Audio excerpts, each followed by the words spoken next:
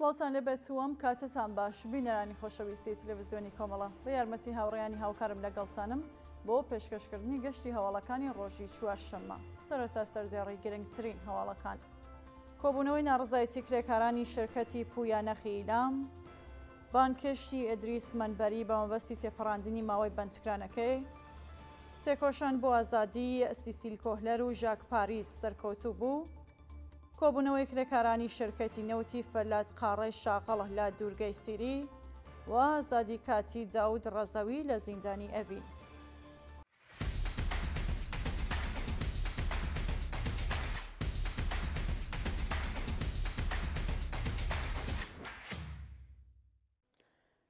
کۆبوونەوەی ناڕزایەتی کرێکارانی شرکەتی پویانەخی ئیلام ڕۆژی سێشەممە 13 خەزەڵوەری 1404 هەتاوی کۆمەڵێک لە کرێکارانی شرکەتی پویانەخی ئیلام دژ بە پێنەدانی حەقدەسەکانیان کۆبوونەوە.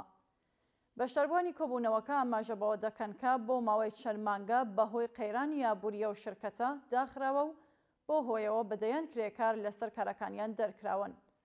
لە بەردەوامی کۆبوونەوەکەدا کرێکاران خوازیاری پێدانی حەقزەست و مەجای دواخراوەکان گەڕانەوە بۆ سەرکارەکانیان دابینکردنی بیمەی دەرمانی و تەزمینی ئەمنیەتی پیشەی بوون. ناڕزایەتی کرێکارانی شارەزاری ئیلام ڕۆژی ڕابردوو کرێکارانی شارەزاری ئیلام دژ بە وەدی نەهاتنی جاخوازیەکانیان لە بەردەم شارەزاریە و شارە کۆبوونەوە. کرێکارانی ناڕازی باوتنەوەی دروشم دژ بە گەندەڵی بەرپرسانی شارەزاری ناڕزایەتیان دەربڕی و خوازیاری بەرزکردنەوەی سیهاغدەست بە پێڕێژەی هەڵاوسان دابینکردنی بیمەی دەرمانی کارامە و ئیمنی شوێنی کار تەزمینی ئەمنیەتی پیشەیی پێدانی حەقدەست و مەزای دواخراوەکانی و هەروەها کۆتایی هاتنی گوشاری ناوەندامنیەکانی ڕژیم لەسەر کرێکارانی ناڕازی بوون.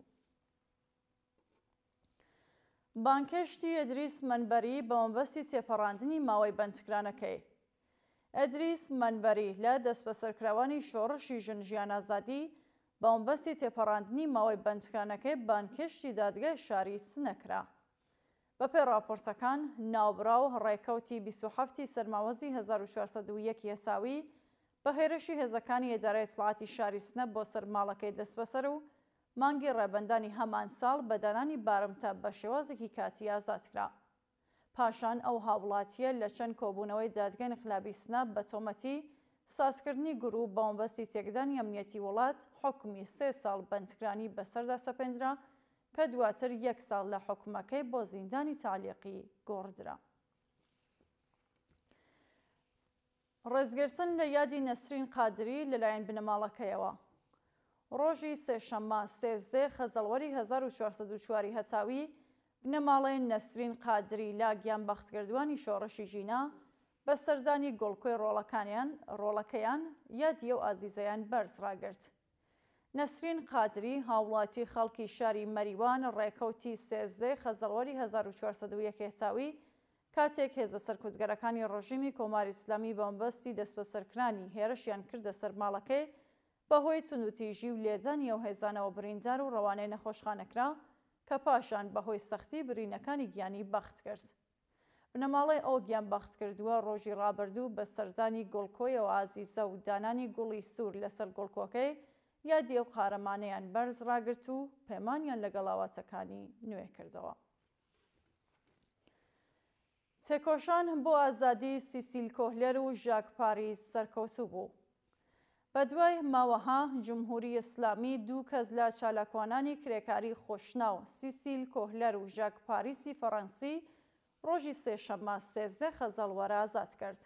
ئەم دوو چالاکە کە بە ویزای گەشتیاری بۆ ئێران سەفەریان کردبوو بەهۆی ئەوەی کە خۆیان ئەندامی پەیوەندیدار بە ڕێکخراوی نێودەوڵەتی مامۆستایان بە ناوی ئامۆزشی نێودەوڵەتی بوون لە کاتی گەشتەکەیاندا چاوپێکەوتنیان لەگەڵ هەندێک لە ئەندامانی ڕێکخراوی مامۆستایان و هەڵسوڕاوانی کرێکاری کرد.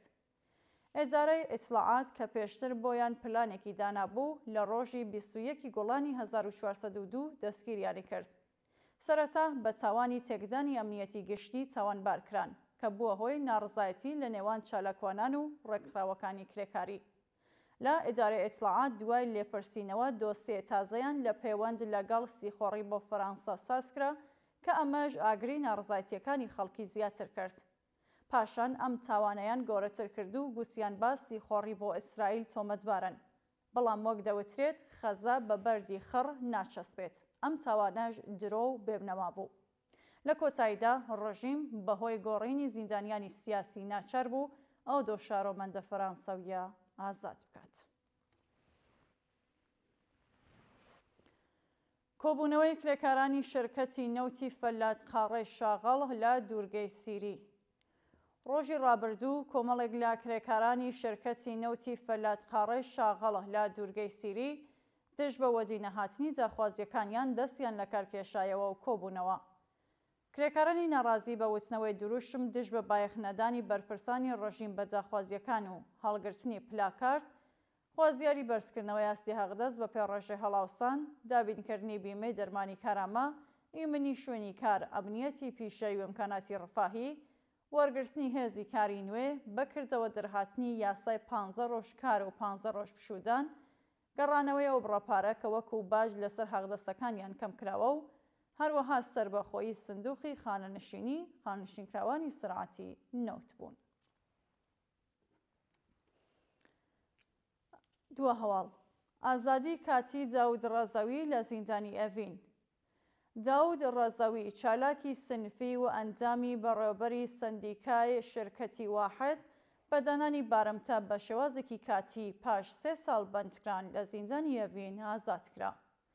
ناوبراو ڕێکۆتی پەنجی ڕەزبەری 1401 هەساوی بە هێرشی هێزەکانی ئێدارەی سڵاتی ڕژیم بۆ سەر ماڵەکەی دەست بەسەر و پاشان ڕەوانەی بەندیخانەی ئەڤین کرابوو.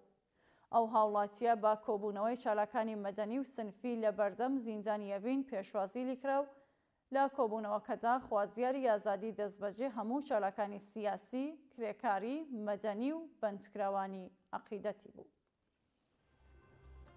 بینەرانی خۆشەویست، هەواڵەکانتان پێشکەشکرا، هەر شاد و ئاسوودە بن.